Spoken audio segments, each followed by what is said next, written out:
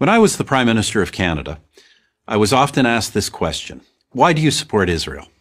My response, in effect, was always the same. Why wouldn't I support Israel? Why wouldn't I support a fellow democratic nation where open elections, free speech, and religious tolerance are the everyday norm? Why wouldn't I support a country with a vibrant free press and an independent judiciary? Why wouldn't I support a valuable trading partner and a wellspring of amazing technological innovation? Why wouldn't I support our most critical ally in the Middle East and in the international struggle against terrorism?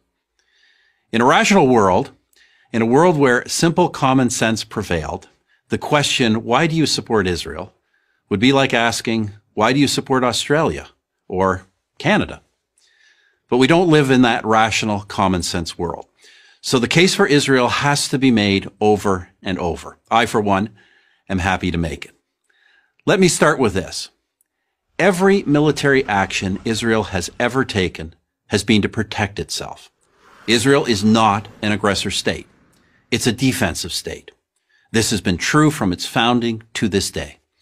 As a fledgling nation in 1948, Israel was immediately attacked by its Arab neighbors. Their goal was not to contain the tiny new country. It was to annihilate it. No nation came to Israel's aid. Not the United States, not my country, Canada, not the United Kingdom. No one. They all thought Israel would lose, but it didn't lose. It won. In 1967, Israel's neighbors again sought to utterly destroy the Jewish state, a nation that had then existed for 2 decades. Again, Israel prevailed, and it survived another all-out attack in 1973. Those are the big wars, but I'm not sure there's been a single day in Israel's entire history when some act of terror has not been waged against it, inside or outside its borders. There have been 2 bloody waves of terror, so-called intifadas, in the late 1980s and the early 2000s, when Israelis were blown up on buses, at pizza parlors, and celebrating weddings. There have been incursions from terror groups like Hezbollah in Lebanon. There have been thousands of rocket attacks from Hamas in the Gaza Strip, even after Israel completely withdrew from that territory in 2005. In between the wars, in between the terror, Israel has sought peace with its neighbors, and it has achieved peace treaties with Egypt and Jordan. For others, however, every Israeli gesture for peace is met with incitement and violence. I recount this history for one reason. Any nation that has endured what Israel has endured could easily have become a police state.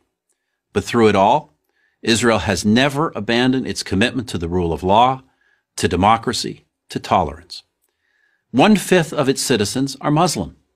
They enjoy the same rights as Jewish citizens. They occupy key positions in the nation's courts, press, and government, and they have their own parties representing them in the Knesset, Israel's parliament. To say that Muslims in Israel are the freest Muslims in the region is an understatement. How about this as a human rights test? Prisoners in Israel, be they Jewish or Arab, are well treated, well fed, and have access to the best possible medical care. Parents and spouses of these prisoners know where they are and that they are safe.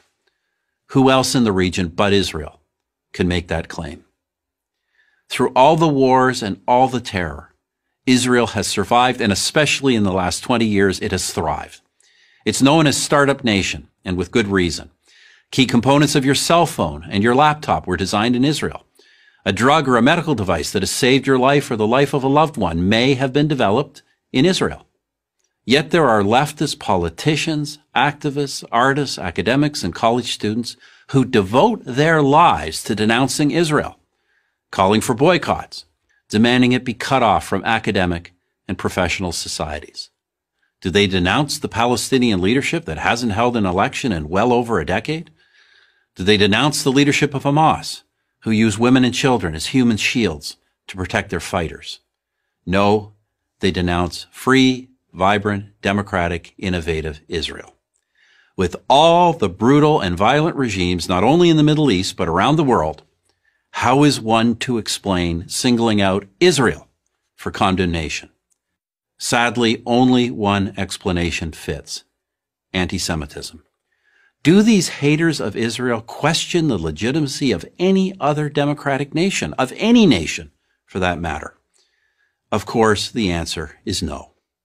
Somehow they only managed to oppose the Jewish one. The State of Israel has now existed for 70 years. It is one of the freest, most prosperous, most successful nations on earth. Why do I support Israel? Why wouldn't I? Why wouldn't anyone? I'm Stephen Harper, 22nd Prime Minister of Canada for Prager University.